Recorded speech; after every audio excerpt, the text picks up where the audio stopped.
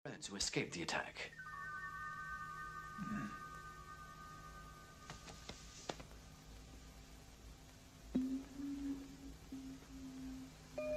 Before I escaped, but after the gunshots had begun. Simon. Now remember that Simon simply disappeared. Magandang araw mga kaibigan. Sa episode na ito, bibigyan natin ng spotlight ang isang aktor na kilala sa kanyang mga karakter na matitikas at mapangahas, si Ramon de Salva. Isa siya sa mga premyadong kontrabida at character actor na bumida sa maraming pelikula noong kasagsagan ng Philippine cinema. Alamin natin ang kanyang pinagdaanan mula sa kanyang kabataan hanggang sa kanyang pamana sa industriya ng pelikula. Dito sa Pinoy Wisdom.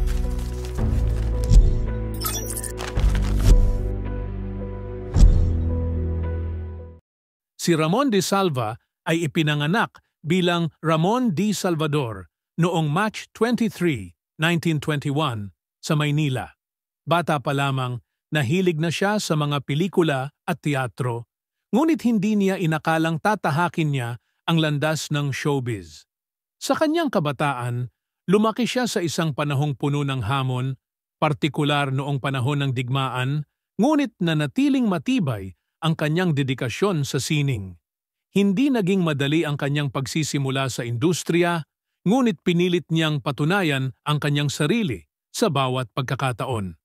Nagsimula ang karera ni Ramon de Salva bilang extra at stuntman sa mga pelikula noong dekada 40.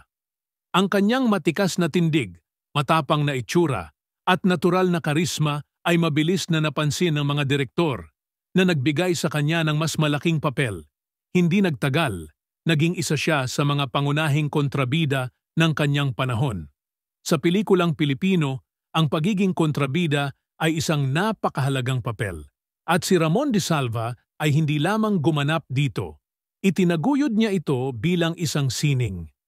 Isa sa mga pelikulang nagpasikat sa kanya ay ang Noli Me Tangere, 1961, kung saan ginampanan niya ang papel ni Padre Damaso, isang karakter na kinamumuhian ng marami dahil sa kanyang pang-aabuso sa kapangyarihan. Ang kanyang pagganap dito ay naging isa sa mga pinakatampok na bahagi ng pelikula at nagpapatunay sa kanyang kahusayan sa pagganap ng mga mapang-api at makapangyarihang karakter. Kagaya ng maraming artista, hindi rin siya nakaligtas sa mga pagsubok sa kanyang karera. Isa sa mga kontrobersyang kinasangkutan ni Ramon de Salva ay ang kanyang pagiging typecast bilang kontrabida. Maraming beses na ipinahayag ng aktor ang kanyang kagustuhang makaganap ng iba't ibang uri ng papel, ngunit dahil sa sobrang galing niya sa pagiging kontrabida, madalas ay dito lamang siya nabibigyan ng pagkakataon. Subalit, sa kabila ng ganitong limitasyon, ginawa niyang inspirasyon ang mga hamong ito upang higit pang paghusayan ang kanyang craft. Bukod sa pagiging kontrabida, si Ramon de Salva ay nagkaroon din ng pagkakataon na gumanap bilang bida sa ilang pelikula. Pinatunayan niya na kaya rin niyang gampanan ang iba't ibang karakter, mula sa mga bayani hanggang sa mga ordinaryong tao. Sa kabila ng kanyang matapang na imahe sa pelikula, kilala si Ramon sa totoong buhay bilang isang mabuting ama at kaibigan na tinitingala ng marami sa industriya. Noong dekada 70 at 80, patuloy siyang naging aktibo sa paggawa ng mga pelikula at telebisyon. Sa paglipas ng mga taon, unti-unti siyang nagtransisyon mula sa pagiging isang matikas na kontrabida patungo sa pagiging isang respetadong veteran aktor na madalas gumanap ng mga papel na may lalim at emosyon.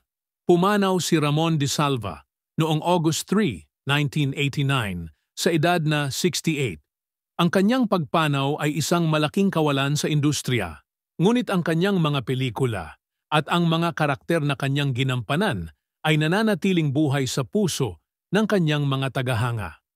Marami sa mga pelikulang kanyang kinabilangan ay itinuturing na mga klasiko at ang kanyang mga kontribusyon ay patuloy na pinahahalagahan sa industriya ng pelikulang Pilipino. At diyan nagtatapos ang ating pagtalakay sa buhay at karera ni Ramon de Salva, isang tunay na haligi ng pelikulang Pilipino.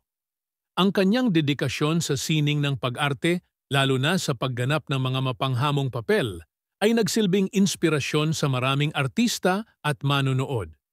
Huwag kalimutang mag-subscribe para sa mas marami pang kwento ng mga dakilang Pilipino sa mundo ng sining. Maraming salamat sa inyong panunood. Dito lang yan sa Pinoy Wisdom.